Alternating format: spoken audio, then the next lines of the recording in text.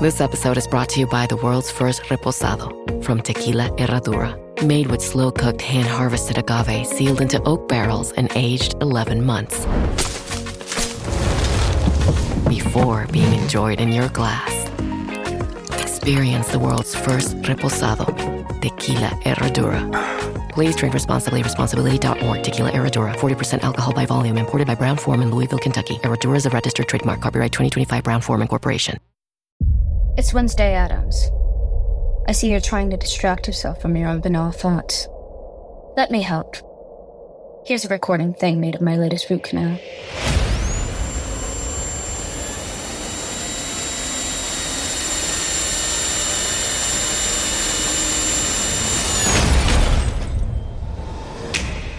Wednesday, Season 2, begins August 6th, only on Netflix.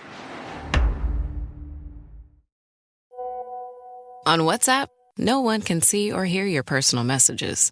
Whether it's a voice call, message, or sending a password. To WhatsApp, it's all just this. So whether you're sharing the streaming password in the family chat or trading those late-night voice messages that could basically become a podcast, your personal messages stay between you, your friends, and your family. No one else. Not even us. WhatsApp. Message privately with everyone. This series contains adult language and descriptions of graphic violence throughout. Listener discretion is advised. Cavalry Audio. Welcome to the Murder Chronicles. I'm your host, Carolyn Osorio.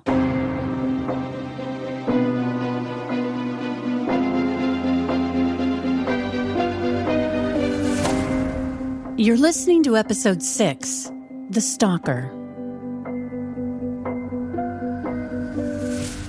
William of Ockham. Well, if you're not familiar, he was an English friar who was credited with the idea that the simplest explanation is usually the right one. His maxim is called Occam's razor. But let me tell you, I guarantee that William of Ockham had never met the likes of Liz Golyar. All of the women that Liz tormented were involved in some way with a man that Liz wanted. And that's why they became targets. That's Leslie Rule. She's the author of the book, A Tangled Web. And I gotta tell you, she's the perfect person to help me chronicle the bizarre and beyond tragic investigation of Liz Golyar.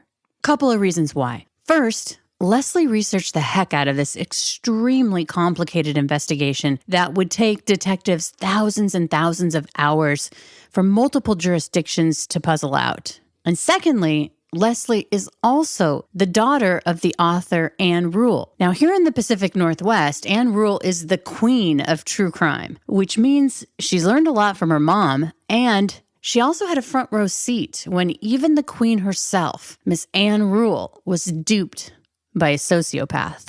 I was a teenager in the 1970s, and it was the hippie days. And my male friends mostly had long hair down to their shoulders. And my mom's friend, Ted Bundy, was conservative Republican. He was actually her co-worker before he was her friend, and she thought he was just wonderful. And I thought it was ironic that my mom, being overprotective, would worry about who my friends were and what my friends were doing, when it turned out that her friend, Ted Bundy, was the most dangerous one.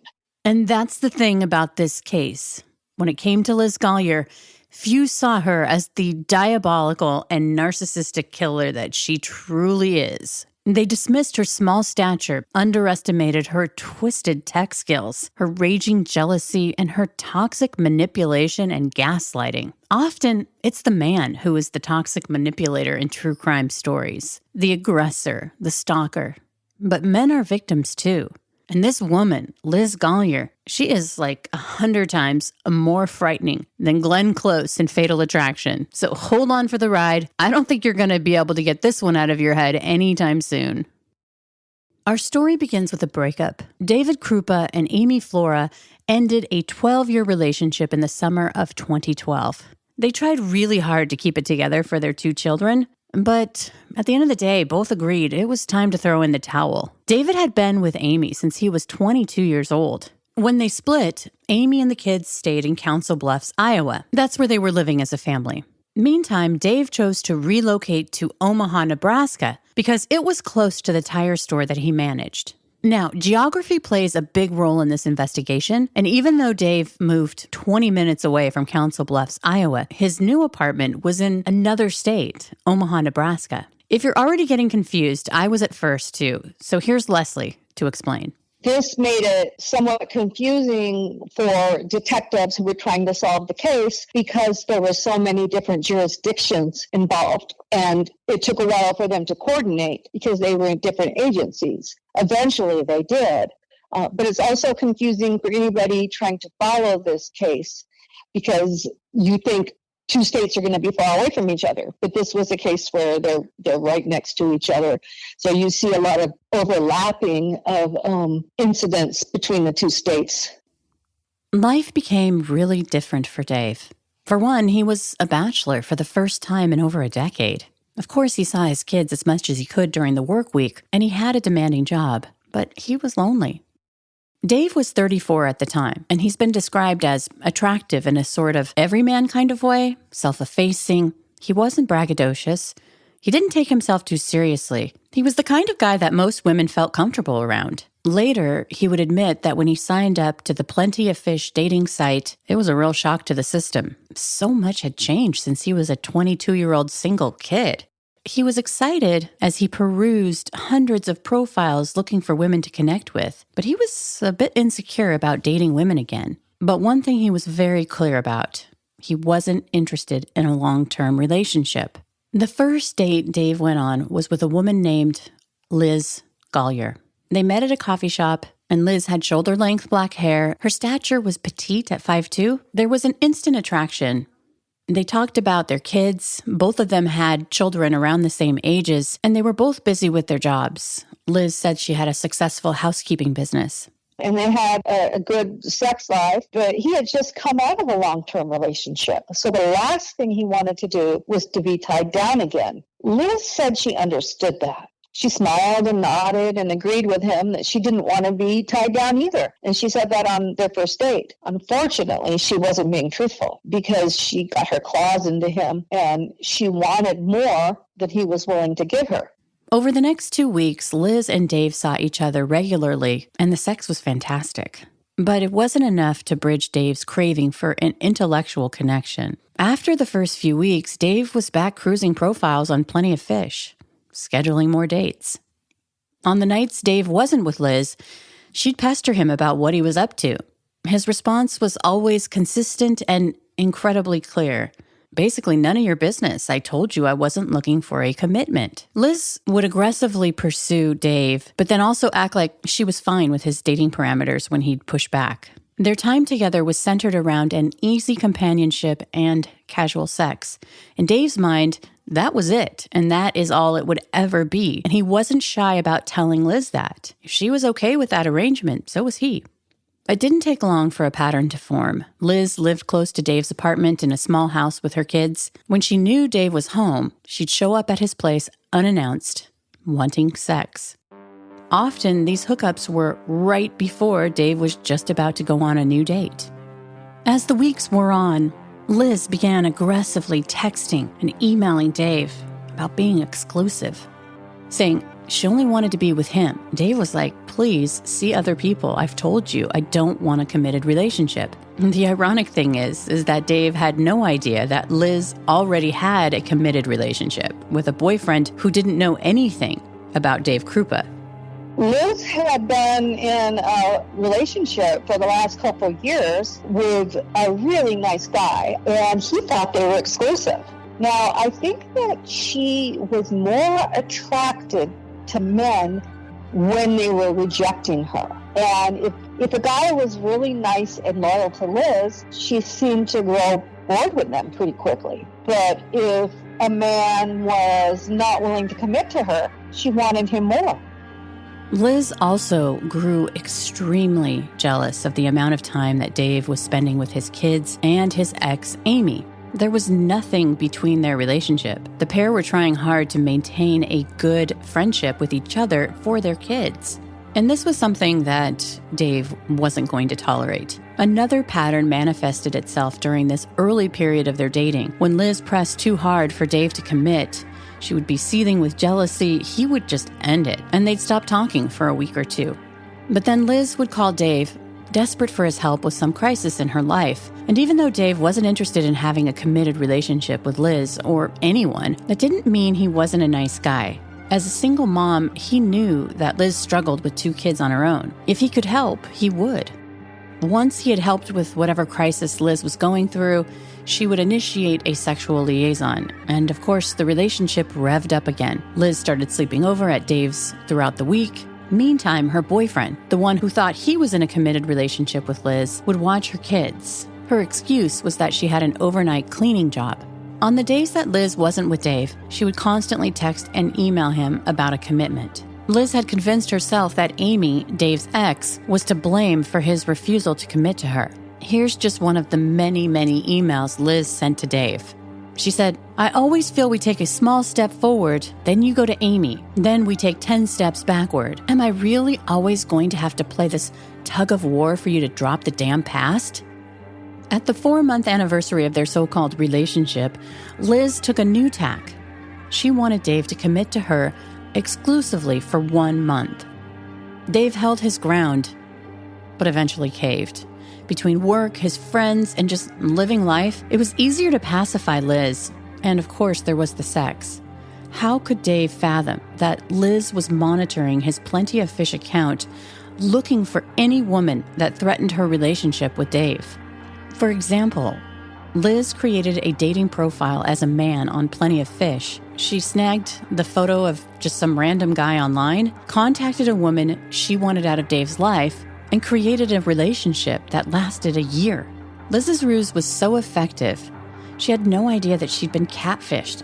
The woman that she catfished for over a year while pretending to be a man may have caught her attention because she probably was on one of Dave's social media sites. She might have liked the picture of his that he posted somewhere. So that's probably why she targeted that woman. But we don't know for sure. But that's what the detective told me. He figured that she was someone that had reached out to Dave, and Liz created the relationship to distract her from that. Liz was becoming more and more brazen every day to control Dave via her online strategies, but the one thing that she couldn't try to control was who Dave met the old-fashioned way. You know, organically meeting someone in the real world. Carrie Farver brought her Ford Explorer into the tire and auto repair shop that Dave managed.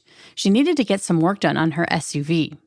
From that very first encounter, the attraction between the two was undeniable. The whole deep eye contact for a second that has to be averted, the nervous, inadvertent, and unstoppable flirtatious smile. It was obvious to Dave and Carrie as they stood near each other that, on the surface, they were talking about the repairs to her SUV. But what was going on between them, underneath the surface, was intense. Dave wanted to ask Carrie out on a date right then and there, but being the manager, he knew he had to keep it professional. A couple of weeks later, Dave was cruising Plenty of Fish when he saw a profile pic that stopped him in his tracks. It was Carrie Farver. In his usual style, he sent a self-deprecating message. "Hey, I'm not a creep, but hello." Carrie responded with a hello. Not too long after that exchange, Carrie was back at Dave's work. This time, he asked her out. And the timing couldn't be more perfect. His quasi-commitment to Liz, that 30-day monogamy request, was nearly up. Liz and Dave had one more pre-planned date on the books. Liz had scored 2 tickets to a Halloween costume party at Harrah's Casino and Hotel. It was a big night for Liz, but Dave was just going through the motions. He had another woman on his mind, Carrie Farver. Carrie and Dave went out on their first date 3 days later. It was casual at an Applebee's restaurant that was near Dave's apartment. The chemistry between the two continued to soar as Carrie talked about her teenage son, Max. Dave enjoyed listening to Carrie's passion for her son and learning about her work as a computer programmer. In fact, her job was less than a mile away from his work.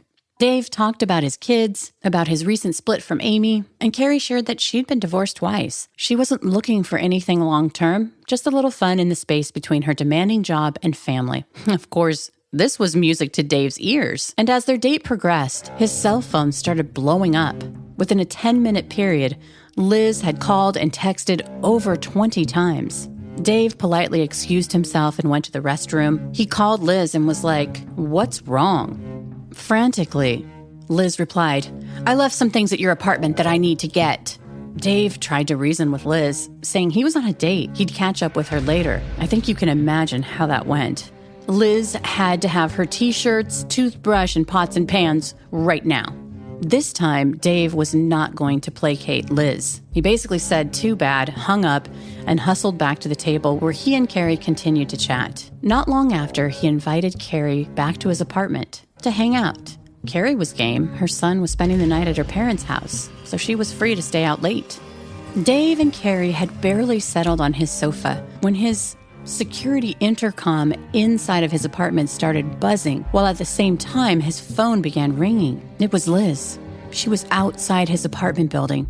Dave excused himself again and went down to the lobby. Through the locked glass door, he saw a disheveled Liz, her face red, swollen, puffy from all the crying as she yelled, "I need my stuff." How awkward it must have been. Dave doing the walk of shame back to the couch. I'm sure he was rehearsing what he would say to Carrie.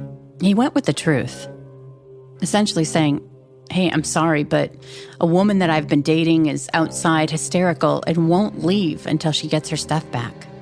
And easygoing Carrie took it like a champ. She was like, "Hey, we've all been there. Call me when you have it all worked out." As Dave and Carrie walked to the security door, Liz stood her ground as he opened the door. And as Carrie walked out, Liz walked in, neither woman acknowledging the other's existence. Inside Dave's apartment, Liz began collecting her things, but her heart really wasn't in it. Now that she was inside, alone with Dave, she wanted to have sex with him. This move had worked like a charm so many times before, but this time, Dave wasn't having it. He told her to get her stuff and go. After Liz left, Dave called Carrie. To his surprise, not only was she not upset, but she invited him over to her place. It was a 30-minute drive over the bridge to Macedonia, Iowa, but it was an invitation that Dave wasn't going to turn down. Would things have turned out differently if he had? What Dave didn't know as he drove to Carrie's was that Liz was secretly following him. More after a word from our sponsors. Una silla de masajes puede parecer extravagante.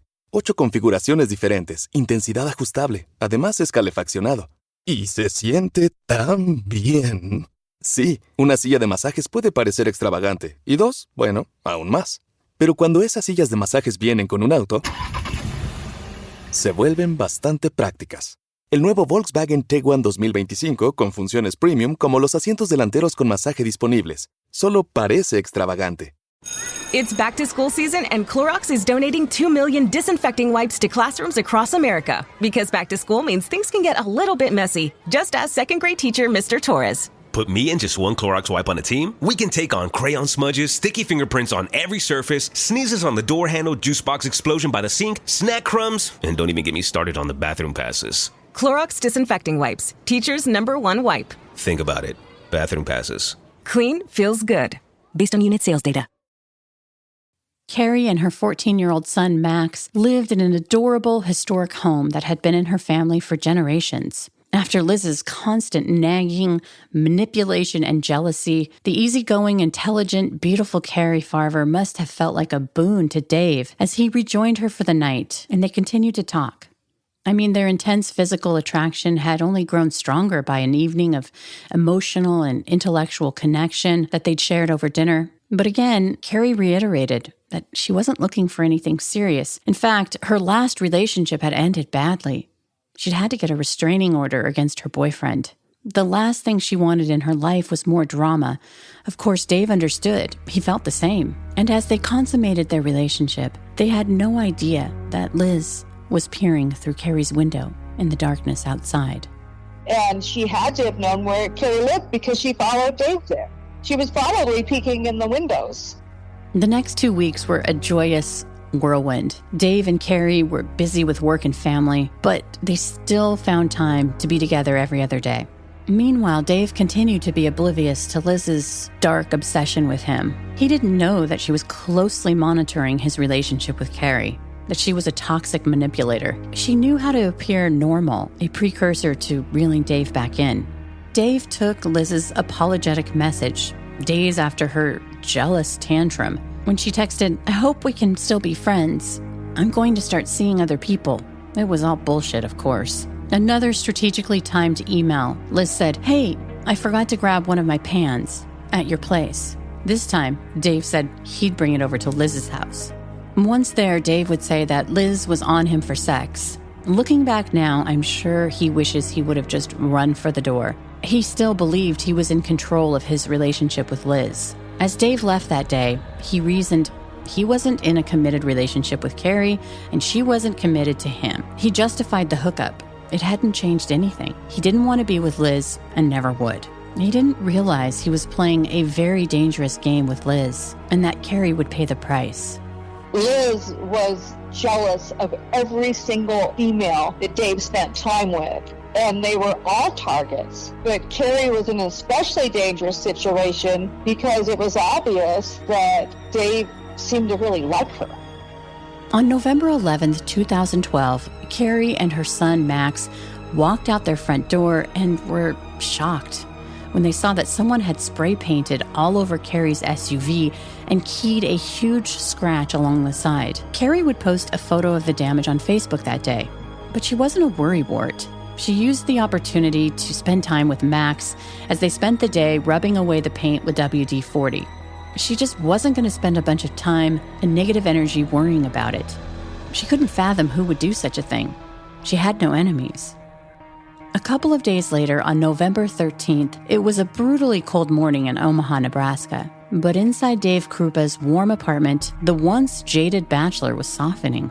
Carrie had spent the night, and they'd enjoyed each other's company, but Carrie was also taking advantage of the fact that his apartment was really close to her work. And so staying at Dave's apartment meant that she would skip the commute. She had arranged for Max to spend the night at his grandparents'.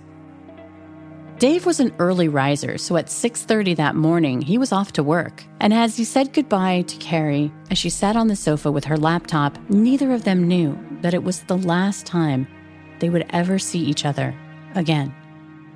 If this story were a psychological thriller and you and I were sitting in a movie theater enjoying popcorn together, Liz Golyar would be presented in this movie as the victim of Carrie Farver. Because for the next 3 years, after Carrie's mysterious disappearance, Liz would pretend to be her. She pretended to be Carrie through texts, emails, and social media. But this is real life, not a Hitchcock flick. And the fact is that Liz murdered Carrie because of her lust for Dave was so whacked out, she was willing to go to any length, including murdering Carrie Farver, to have him. For the next 3 years, Liz would portray herself as the victim of Carrie, portraying Carrie as some crazy stalker when Carrie was an innocent victim of Liz, both in life and in death. Carrie Farver was a brilliant, beautiful woman who was very kind-hearted. She had many friends. She and her mom were very close and spoke every day. She had a teenage son, and she was dedicated to him. She never missed any of his school events. She went to plays and to see him play in his various sports. She was always there for him. And she had close friends, too. She had one friend, she was planning a baby shower for her first baby. To this day, we still don't know how it happened. But on November 13th, the morning that Dave Krupa left Carrie sitting with her laptop on his sofa with plans to head into work, somehow Liz was able to get Carrie into her clutches and murder her without anyone hearing or seeing. And her body has still never been found. It would take years for investigators to pull together a chronology using Carrie's digital footprint from that morning of November 13th. And according to that timeline, Carrie's laptop logged onto Facebook really early that morning, obviously before Dave had left work at 6:30, and then logged off at 6:42 a.m. 3 hours later, at 9:54, Carrie's cell phone logged into Facebook again, and she unfriended Dave Krupa. But it wasn't Carrie. It was Liz, who was now in control of Carrie's social media accounts, her email, laptop, cell phone. She even had her vehicle and house keys. So 20 minutes later, Dave received a text from Carrie asking if he wanted to move in together. His response was quick, no. Then Carrie, which was actually Liz, fired back, fine, fuck you. I'm seeing somebody else.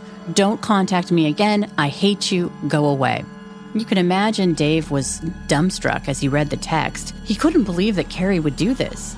And as the day progressed, he continued to feel the sting of her rejection, but he also faced the hard truth. He really had only known Carrie for a couple of weeks. He didn't try to contact Carrie again. He was disappointed that their romance had so abruptly ended. Here's Tay, a longtime friend of Dave's, who sort of explains his philosophy on life. He's just a guy. He wants to do guy things and have fun, and if somebody's with him, great. If they're not, he doesn't care. But he's always been straightforward, saying with these women that he was not interested in full-term, long-term relationship. He just wasn't interested in that. You'll hear more from Tay in a bit. She too was roped into Liz's twisted web of deception, jealousy, and murder. What Dave didn't know when he accepted Carrie's rejection text that morning at face value was that she didn't show up for work that day. In fact, she'd emailed her boss a resignation letter informing her supervisor that she was moving to Kansas for a new job. Carrie's mom, Nancy, also received a strange text from her daughter that was inexplicable. She said she was just taking a new job. Now remember, Carrie's son Max had stayed the night with his grandparents the previous evening. There was no other text after that, and Carrie's mom was trying to understand what the text meant. And as they pondered what was going on with Carrie, they didn't spend any time paying attention to her Facebook page. They didn't see that she, it was of course Liz, had posted a comment in her graffiti post. The one where she posted a pic of her SUV saying it had been vandalized. Carrie's new comment explained it had just been kids. Liz followed people around. She obviously followed him to Carrie's house. She ended up in Carrie's yard vandalizing her car a few days before Carrie disappeared. Carrie's mom, Nancy, was deeply troubled. After 2 days with no word from Carrie, Nancy knew something horrible had happened. There was just no way that she would leave Max. All of these people were stunned when Carrie was suddenly gone from their life, and they didn't know what to think. Each of them would get messages via emails or texts that appeared to be from Carrie. So they were confused. For a while, they believed that it really was Carrie reaching out to them, and they were hurt because they didn't know why she had so abruptly left their lives. When Carrie didn't show up for a wedding and then a baby shower, Nancy called the Pottawatomie County Sheriff's Office. It had been 3 days since Carrie had disappeared. When the deputy who came to Nancy's house arrived, he didn't share her gut-wrenching mother's intuition that something bad had happened to her daughter. The reality is, an adult has the right to walk away from their life. Unless there is evidence of foul play or it's a missing child, the only thing law enforcement can do is file a missing persons report. And so Carrie Farver's details were entered into the National Crime Information Center, along with over 600,000 other missing persons reports that were registered in 2012. The Pottawatomie County Sheriff's Office response to Carrie being physically missing, although clearly digitally present with her strange texts and emails, was not misplaced. In 2012, of the more than 660,000 people that were reported missing in the U.S., by the end of the year, all but around 2,000 eventually showed up. Meantime, across the bridge in Nebraska, Carrie was becoming a menace, obsessively texting and emailing Dave Krupa. According to Carrie, Liz was to blame for breaking them up. When Dave received countless messages from the stalker every day on his phone, even when he changed his number, he was really discouraged. The whole thing exhausted him. He did everything he could to get the stalker out of his life, but she wouldn't let go. And he couldn't understand why every single time he would change his phone number, the stalker would somehow get it almost immediately. He was giving his number to just a few people close to him. Liz had it, of course, and Amy and his children and his parents and his boss. He couldn't understand how the stalker could have gotten it. Now, of course, Liz was the stalker, so she always had his phone, no matter when he changed it. Dave couldn't understand why the police couldn't catch the stalker. Countless times, rocks flew through his window in his apartment building, and he became used to it. He found himself drinking more than usual. He hadn't been a heavy drinker before, but to escape the stress, he would drink a little bit more than he needed to. And he also gained weight, and he wasn't sleeping as well. He was absolutely miserable. But he was resigned to the fact the stalker was part of his life. It went on for years, and he never got a moment's peace. The stalker sent over 20,000 emails and texts over a 3-year period.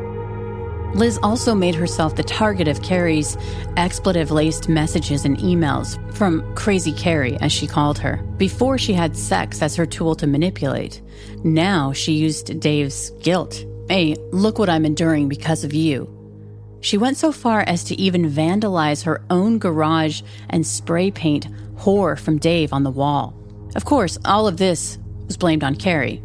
And she played the damsel in distress. And it worked, because Dave's a nice guy. And though he wanted to break away from her and just completely end his relationship, every time he tried to do that, the stalker would do something to Liz that would cause him to come running back to help her. For instance, the stalker set fire to Liz's house, according to Liz. It was actually Liz, of course, who did that. She would vandalize her garage. She would paint graffiti on her own walls. She would get horrible threatening texts and show them to Dave. And she was a really good actress, so she would appear to be very upset about this. Her manipulation worked, and she also used sex to manipulate him. He was a healthy young man in his 30s, and she knew it, and she used sex whenever she could to get him to come around to her way of thinking.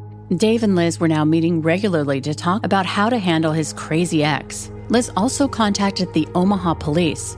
Remember, she lived close to Dave in Nebraska, and so she filed a police report there, pointing the finger at Carrie Farver for stalking, vandalizing, and theft. Liz claimed that an old checkbook had gone missing from the garage. Now, this is a little bit confusing, but it's important. What Omaha police didn't know was that Liz, impersonating Carrie, had texted Nancy an image of one of Liz's stolen checks in the amount of $5,000, saying that she'd sold her bedroom furniture to a woman named Liz Golyar, who would be picking it up. Now, at this time, Nancy had no idea who Liz Golyar was. She didn't even really know who Dave Krupa was, let alone his twisted relationship with Liz. But by this time, she was more than suspicious of the person texting her. She didn't believe it was her daughter. And so Nancy gave the texter an ultimatum. If she wanted her to let this Liz Golyar into Carrie's house to pick up the furniture, Carrie would have to call her so she could verify her daughter's voice. Eventually, they came to realize it couldn't possibly be Carrie who was sending them such horrible texts. They went through hell. It was unimaginable because they couldn't get answers. They missed Carrie. And not only that, they were being tormented for years. Liz would send Carrie's mother texts on holidays. Mother's Day, she would play games with her, pretending to be Carrie, pretending that she was finally coming home. She was finally going to call her. And of course, Nancy would get her hopes up. Even though Nancy, some part of her would think, this isn't Carrie writing to me, because it didn't really sound like her. Some part of her would have hope. Her hopes would surge, and she'd think, finally going to get my daughter back. And then there would just be silence. There would be nothing for weeks, for months. It was a really cruel game. Of course, Carrie couldn't call her mother, but Liz went off on Nancy, saying that she was a horrible, controlling mother. It was just another one of her cruel games. Nancy did call the Pottawatomie County Sheriff's Office again with this new information. This time, a detective came and they met at Carrie's home. And as the detective poked around, he asked Nancy to forward the image of that check to him. And at the same time, Nancy shared her concern that Carrie hadn't taken her medication. Carrie suffered from depression and very bad anxiety at times. And one doctor had actually diagnosed her as bipolar, and she was on medication. And she'd been doing really well. But when she vanished, her mother, Nancy, told the detective that Carrie had issues with the depression and anxiety. And he immediately jumped to the conclusion that Carrie had left on her own because she'd had a breakdown. She left her medication behind. And he said, well, we see that kind of thing all the time. People stop taking their medicine and they flip out. And her mother wanted to believe that was true. She knew in the back of her mind it wasn't true because Carrie had never done anything irrational. Yes, she had bad anxiety, but she never acted crazy. But she hoped that maybe that's what was going on because the alternative was so horrible. More Murder Chronicles after the break. So good, so good, so good. Ready to rack to school and save big? Get to your Nordstrom Rack store today for thousands of deals from just $20. Because I want to look fresh. How did I not know Rack has Adidas? I got a new backpack. Score everyone's favorite denim, sneakers, boots, and activewear from Nike, Levi's, Steve Madden, Madewell, and Free People. Great brands, great prices. Everyone's got a reason to rack. Shop Nordstrom Rack and make it the best school year ever. This Friday, Jamie Lee Curtis and Lindsay Lohan are back to switch things up in Disney's Freakier Friday. Totally, yes. It's an absolute riot, and the only movie that can be described as so much weirder than the last time. What last time? It's the frequel. You ready? We've been waiting for. That absolutely slays. What deeply out-of-touch old person came up with that? You did. Wow. Don't miss the comedy event of the summer for all ages. Disney's Freakier Friday in theaters this Friday. Get tickets now. Rated PG. Parental guidance suggested. Nothing made sense to Nancy. She wondered if Carrie's ex, the guy that she'd had to get a restraining order against, had something to do with this. And what about this new guy that Carrie had stayed the night with in Omaha, Dave? Could he be behind her disappearance? One of the many tragedies in Carrie's missing persons case was that they hadn't been dating long enough for Dave and Nancy to meet, let alone exchange contact information or even last names. And as Carrie's family suffered with worry and fear, they had no idea that Dave, Liz, and many others were receiving a deluge of nasty texts and emails from Carrie. It's worth mentioning that at no point in the over 3 years of the constant threats that Dave endured did he ever suspect Liz of being the stalker.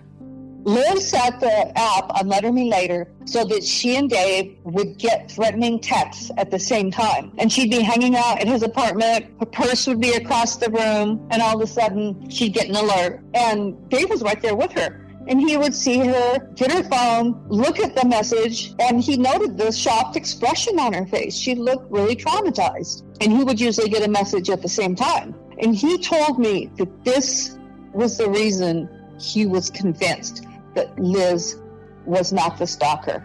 It didn't occur to him that she could be because she was with him when she got those threats. Liz was so brazen that she even allowed investigators who were working the case against Carrie Farver in Nebraska to download the information on her phone. They had no reason not to believe that she was the victim, which is why they weren't looking for deleted content on her cell phone. Meantime, Liz had been able to move the commitment needle with Dave. She got him to at least commit to every Wednesday night as their date night. Dave had no idea that he was becoming a victim of Liz's coercive control. She had his attention during that time, but afterward, he was bored with her. He found her to be not very articulate, not witty. She had no idea about what was going on with current events. The time that Dave spent with Liz was mostly talking about the stalker, the horrible things the stalker had done, what the stalker might do next, what they could do to catch and stop the stalker. He was pretty down because he thought there's got to be more to life than this. It's all we ever do is talk about the stalker. And he grew very tired of it. But it seemed that Liz was his most loyal friend.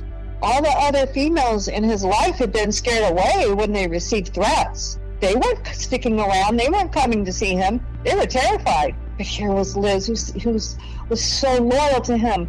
And she seemed so terrified too. And he thought, wow, she's really sticking by me. She's a good friend. He had no idea, of course, that she was the stalker. And that's why she wasn't afraid. But all the stress of being the object of a stalker was overwhelming for Dave. It was constant. And the stalker took pleasure in flexing her manipulative powers and control when she sent texts that she was everywhere. One evening, Dave was at his home watching TV when he received this text. "I see you in the chair with your feet propped up. You're wearing your blue t-shirt." Liz's web of lies revolved around apps that allowed her to conceal her identity, even to police. She also had to know that 2 separate law enforcement agencies in 2 different states were conducting 2 very different investigations. The Pottawatomie County Sheriff's Office in Iowa was working Carrie Farver's missing persons case, while the Omaha, Nebraska police were investigating the stalking, vandalism, and check theft that had been reported by Liz, and of course, Dave's stalking reports against Carrie Farver. But Iowa police did make some progress in Carrie's missing persons case. Carrie's cell phone records revealed that her phone was pinging off towers in Omaha, across the bridge. And so they checked the area, which was a combination of residential and businesses, but they didn't find Carrie or her black Ford Explorer. One curious thing, though, the detective noted that when he looked up the name on the check that was written out to Carrie that Nancy had given to him, about the furniture that she'd sold for $5,000, it was a starter check from Shanna Golyar, a.k.a. Liz Golyar. And Liz's address was in the same vicinity as Carrie's cell phone pings. So the detectives visited the address on the check and left a card for Liz to call. At the time, they had no idea that Liz was dating the same man that Carrie was when she disappeared. Liz used this opportunity to continue painting herself the victim of Carrie Farver, who she said blamed her for breaking up their relationship. She told the Iowa detectives that Carrie was behind the stalking, vandalism, and threats.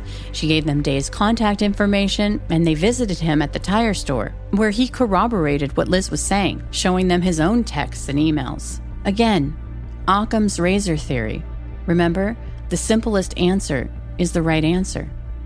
But not always. Not in this case.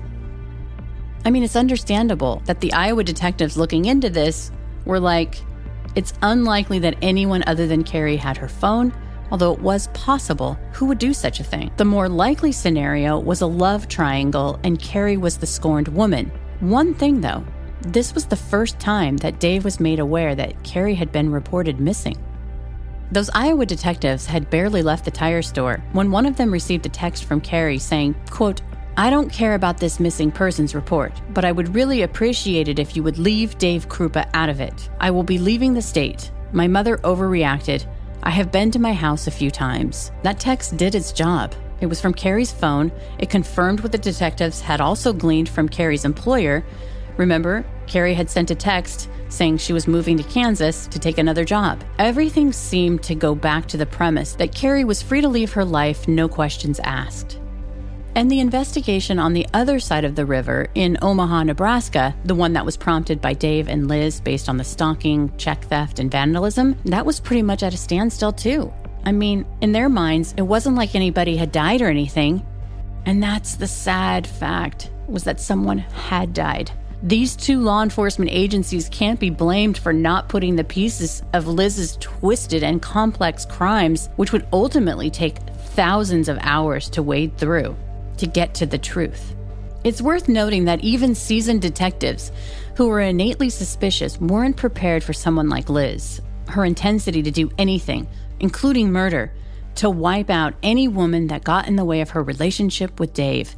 It just had no limits. Even women who weren't interested in Dave romantically became targets. Like Dave's lifelong platonic friend, who I mentioned earlier, Tay.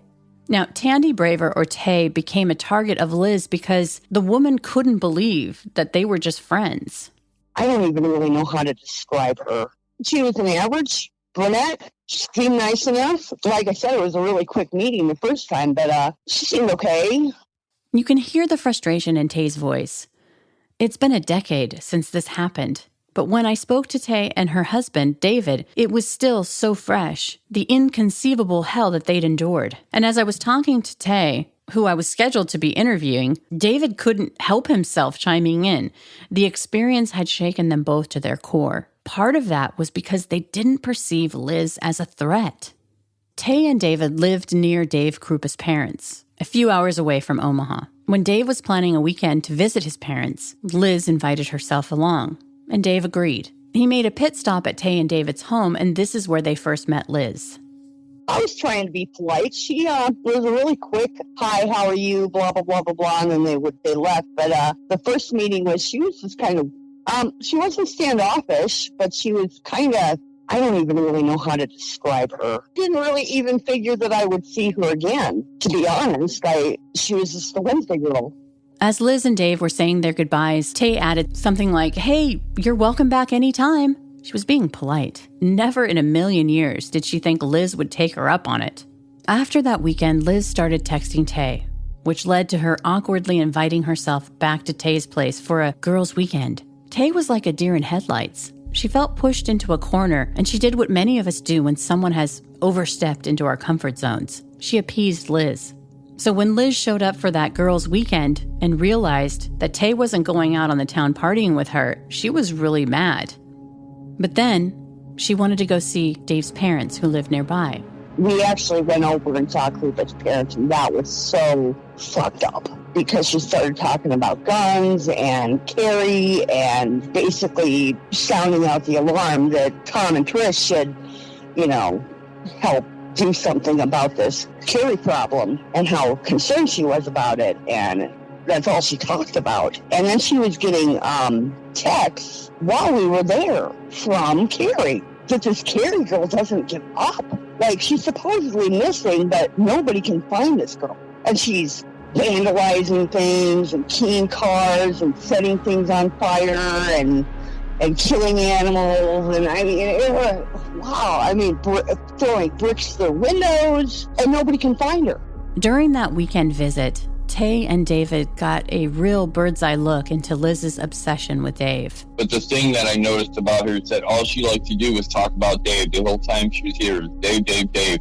Why doesn't Dave want me? How can he pass up on this? And then just Dave, Dave, Dave. That's all it was. Anybody else that might be involved with Dave, that's all she was focused on. The sleeping arrangements that night would fuel Tay's nightmares for years to come. I gave her some choices. I said, I can either put you up on the couch or I can put you downstairs with me. It's in a bed. I'll stay to my side. David is down there gaming and, hopefully that doesn't bother you, but, that's what we can do for accommodations. And she said that was fine. So we went downstairs and she was really upset that we didn't go drinking. Now, when you're thinking about this, hindsight, I hate to be paranoid, but had my husband worked that weekend, had my father-in-law not been living here, my daughter was gone, she wants to go out drinking, get you inebriated, bring you back, and then what happens? Like, the way she was looking at me, I was on the whore list. She swore up and down that there is no way, Carrie said there was no way that Krupa and I could be friends. She called everybody whores. Everybody was a whore. That was her favorite word, I'm pretty sure.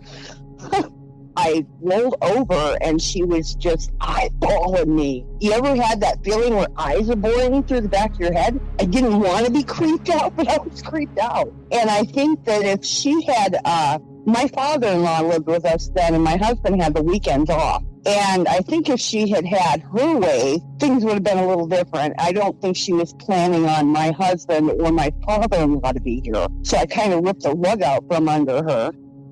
After Liz's weekend stay, Tay began receiving texts and emails from Carrie Farver. Eventually, the stalker upped the ante by hacking into Dave Krupa's email account, where she sent a video of Dave and Liz having sex. And I'm laying in bed one night, and I'm going through my email, and there's this email there from Krupa. And I'm like, that's weird, because he doesn't really send emails. So I open it up, and it's this porn video. I called Krupa and said, what the fuck, dude? Why are you sending me shit like that? I was kind of pissed. And he said, that wasn't me. She's hacked into my emails, and she's sending out emails to everybody I know, all the women. Of course, everyone believed that the person responsible for sending the sex video was Carrie, and of course Liz continued playing the victim. But it was even darker than that. David, Tay's husband, brought up a really astute read of the situation. because Liz sent that sex video to all of Dave Krupa's contacts, not just Tay's. So in addition to playing the victim card with Dave, sending the porn video of her having sex with him was a way for her to show every woman in his life, including Tay, that he was her man. Everything Liz did, from murdering Carrie to assuming her identity to sending stuff to my wife, it was all because she was obsessed with Dave. She wanted Dave. She wanted all the women to back away. She had a list of women who she thought was involved with Dave and was doing stuff to drive them away from Dave. That's all she cared about was Dave. She didn't care how she had to do it. She was going to get her man one way or the other. Yeah, absolutely. But the sex video was just the beginning of an onslaught of texts and emails from Carrie. We just expected that you're going to open your email and there's going to be 100 emails there from her telling you you're a whore and you should get the hell away from Krupa before she kills you. And yeah, another day. It happened for so long that I kind of understand why he just tried not to think about it. Being the source of the stalker's threats set Tay on edge for years. I was a little paranoid. I'm not going to lie. I was a little paranoid. I mean, and I just couldn't understand how this ghost of a person couldn't be caught. I even called the Omaha police, and I called the police here. Because I'm like, and they were like, well, we don't know what to tell you. She hasn't done anything. She was filled with an all-consuming fear and paranoia of this unseen entity whose threats were becoming more and more violent. But the situation would be coming to a head soon. During the 3 years that Liz played the victim of the stalker, she would call the police often, stressed out and crying, complaining about her victimization at the hands of Carrie Farver. Why couldn't they catch her? She had offered up her phone for them to download. They had all the evidence of Carrie's abusive texts and emails where she openly admitted to the vandalism, check theft, even the arson at Liz's house, and admitting that she'd intentionally killed Liz's pets in the blaze. But all of Liz's cruelties were about to be exposed when Amy, Dave's ex, became her obsession. On December 5th, 2015, at 6:41 p.m., Liz called 911. She was whimpering. She'd been shot in the leg. She'd been walking around Big Lake Park in Council Bluffs, Iowa. The gunshot wound was a through and through. And later, from her hospital bed, Liz claimed she'd been taking a walk when a shadowy figure approached her, demanding she get on the ground. Liz complied, only to be fired at multiple times. She was hit in the leg during the barrage of bullets. Liz would tell police that she thought the shooter was Amy, Dave Krupa's ex. Amy was very lucky that she survived this because she was in the crosshairs of Liz's hate. Liz was stalking Amy, and the detectives believe that she had a plan to kill Amy. She suddenly shifted her story. Liz began to say that she didn't think it was Carrie stalking her, but it was Amy. And she told the detectives, I think it was Amy all along. It didn't take long for detectives to clear Amy, but they had no proof that Liz was lying or that she shot herself. But her story wasn't adding up. At this point, investigators began talking to each other from these different jurisdictions, and that's when they started piecing together that their individual cases were connected and that Liz Golyar was at the center. Now, instead of Carrie Farver being the stalker, Liz was accusing Amy not only of shooting her, but also of killing Carrie Farver. Liz believed Amy was the stalker. And it's here that the tables would turn. Detectives keyed into Liz's hatred and jealousy of Amy, and her hubris allowed Liz to crawl right into the psychological trap that detectives were setting. Investigators suggested to Dave that he should move into Amy's house to protect her and the kids, that she was in danger of Liz Golyar. And that was true. Amy was in danger from Liz. But police already had her under surveillance.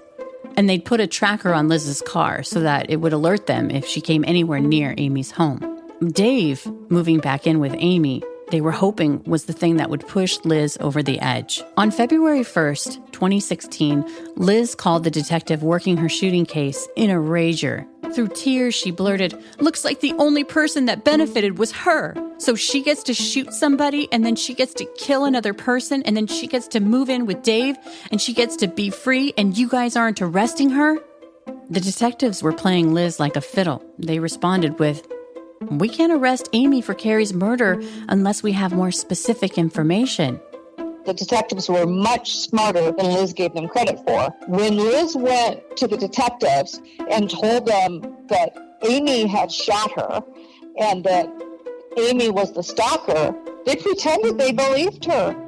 And when Liz demanded that they arrest Amy, they said, "Well, gosh, we don't have enough evidence. If only we had something, a threat from Amy or an email that came from her that with details, then maybe we could arrest her." So what does Liz do? Exactly what the detectives were hoping she would do. She went home and she created a phony email address for Amy and began to send herself email threats from this new email address. It made it appear as if Amy was sending threats and that Amy was confessing to shooting Liz in Big Lake Park. Well, the detectives looked at that and they knew that Liz had stepped right into their trap, but they weren't looking for information about the shooting at Big Lake Park. They were looking for information about Carrie's murder. And so they told Liz that. They said, "Well, the Big Lake Park shooting wasn't in our jurisdiction. We're the sheriff's department, and we're investigating the homicide of Carrie Farver. In order to arrest Amy, we need evidence that Amy was the person who killed Carrie." And so what happens? All of a sudden, Liz appears to be getting emails from Amy confessing to Carrie's murder. Of course, Amy was a very innocent person, and she was never wrong in her life. Amy wasn't sending those emails, and the detectives knew that from the start. The detectives had set a trap. Liz was doing exactly what they wanted her to do. She was writing confessions about Carrie's murder and giving details that only the killer would know. They never thought for 1 second that those emails were coming from Amy. Liz was at the station offering up her Google account password so police could track Amy's confession emails that were coming to her in real time. They were proof that Amy needed to be arrested immediately. These emails were often rambling, but they had a common theme, and what investigators believed were some kernels of truth. By this time, there was no doubt that they believed Liz had murdered Carrie Farver, but without a body or any physical evidence, how could they prove it?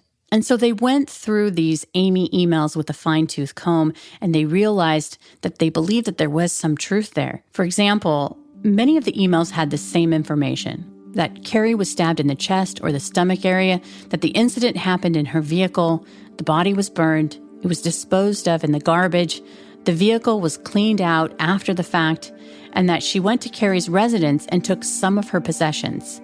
Investigators theorized that the murder most likely occurred in Omaha, Nebraska, because of Carrie's phone pings on the day of the murder. When the Iowa team brought the Carrie Farver homicide case to Nebraska, the cold case detective was impressed, and so they worked together to plan their next moves. They believe the murder took place in Carrie's vehicle and that she was stabbed. At some point during this 3 years, Carrie's SUV had been found, and it had already been processed twice by a forensic team. The second time, they'd found one fingerprint, but the print wasn't in the database. But now that they had Liz in their sights, they compared it to her, and it matched. And so they went over the SUV for a third time, but this time, believing that Carrie had been stabbed in the passenger seat of her own vehicle, they removed the seat cover and sprayed luminol, and slowly, it began to light up. It was clear that somebody had lost a lot of blood in that spot. Further tests would prove that the blood belonged to Carrie.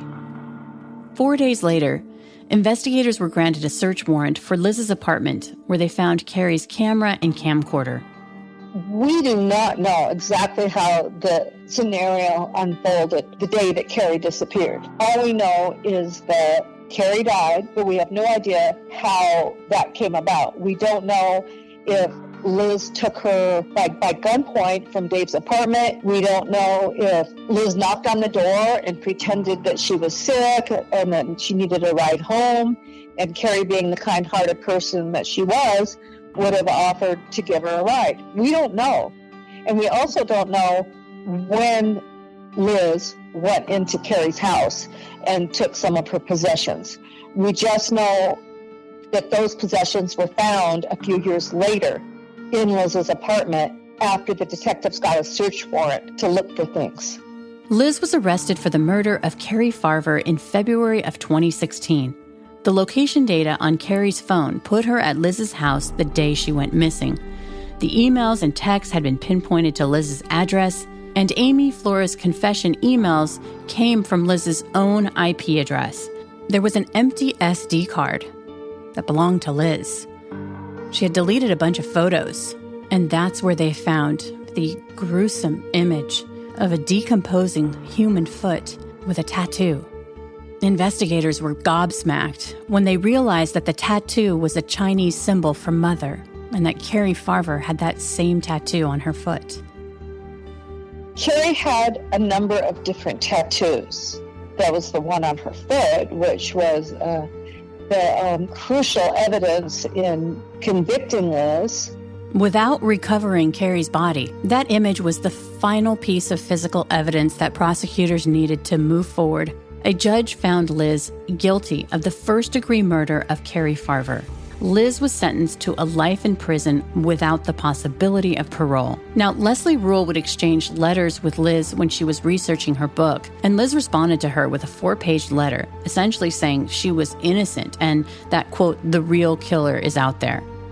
This case is such a tragedy, and I can't even begin to imagine what Carrie's family has gone through, but also the guilt that Dave carries. I mean, he's a victim in this too.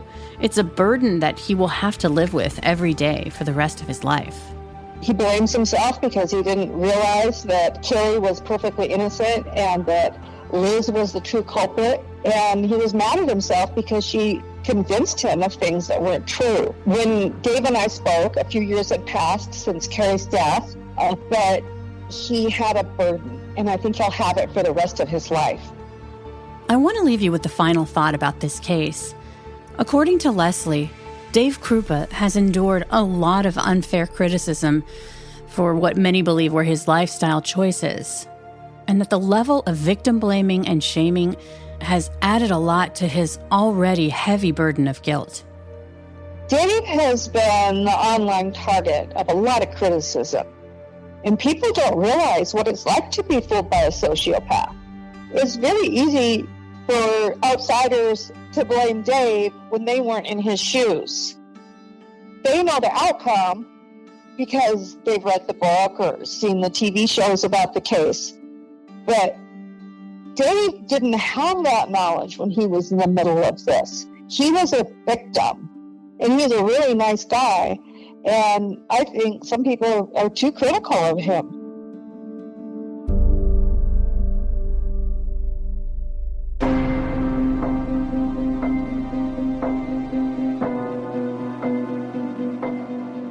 The Murder Chronicles is a Cavalry audio production recorded live in the beautiful Pacific Northwest. We're produced by Brandon Morgan and myself. Our executive producers are Dana Brunetti and Keegan Rosenberger. Josh Windish edited and mixed this episode. Music by Soundstripe. For Cavalry Audio, I'm Carolyn Osorio, your writer and host. Thanks for listening.